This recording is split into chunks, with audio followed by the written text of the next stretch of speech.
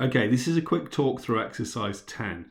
Now in exercise 10, Jean is having problems with budgeting. Jean's budget for January is overdrawn, and in an attempt to control the budget, 2 buttons must be created and macros assigned to them. These are as follows. There's a red cell, which will change the font of a cell to red and Arial size 14, and there's a black cell, which changes the font of a cell to Arial size 10 and colour black. And Jean is going to use the red cell button to emphasise the items of expenditure which can be reduced, and black cells created to reverse it.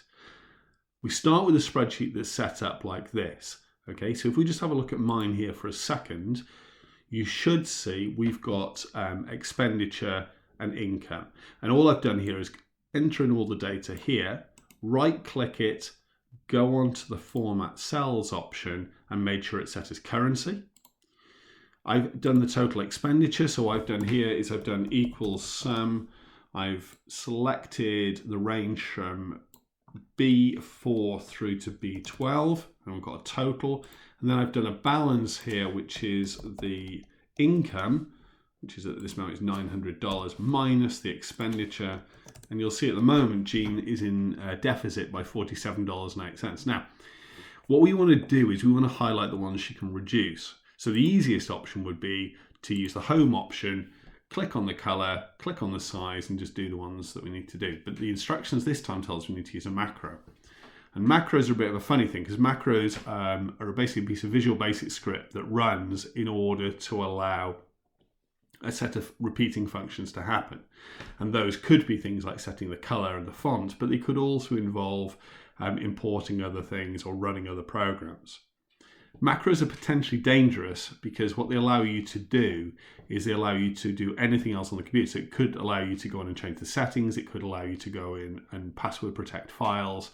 So a macro you make yourself is very useful, but a macro that you receive as a file from somewhere else could be used as a way of taking control of your computer, or at least restricting file access. And it's a really common way of either viruses being spread or ransomware being installed on people's computers, and then it will password protect a set of files or password protect a network files.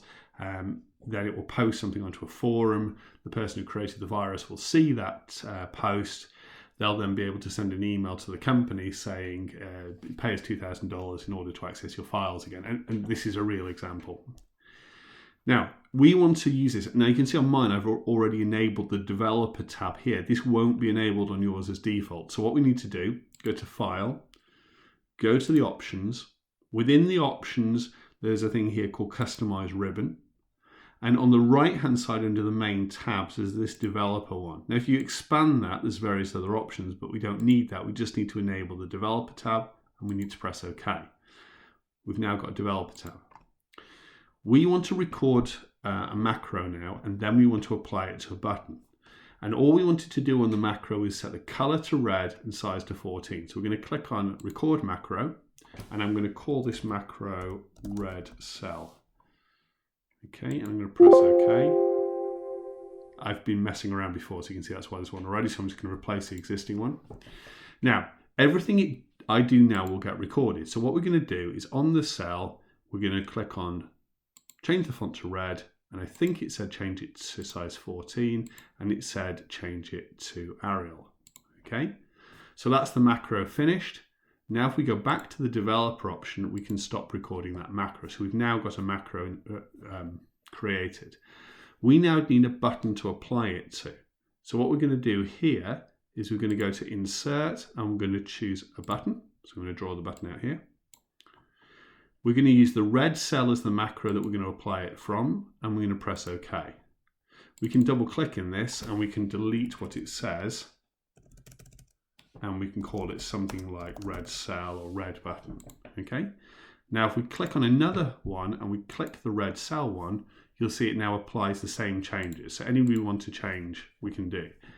But the second instruction was that we should be able to reverse this. So we need a second macro. So I'm going to go back to here. I'm going to press on a record macro again. This time I'm going to call it black cell, which I think is what I said in the instructions, and press OK. And we do the same thing. So go back to home. This one I think it said was going to be Arial 12, but it's worth checking that. And this time it said it was going to be black. Okay, so we've got Arial. In fact, let's just confirm that is going to be Arial by just making sure we've selected that on there. Okay, we're going to go back into the developer one and we're going to stop recording the tab. And we should now have a new macro recorded. There's no button for that, so we need to create a new button. So we're going to do the same thing. We're going to drag the button out, try and make it roughly the same size. We're going to apply black cell this time and press OK. Again, we're going to click in this. We're going to delete what it says. Wait for that to go through. I'm going to write black cell.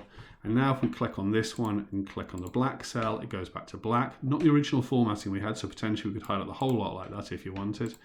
And then we can click on this one as a red, this one as a red, this one as a red. Okay, or change it to a black if we've made it.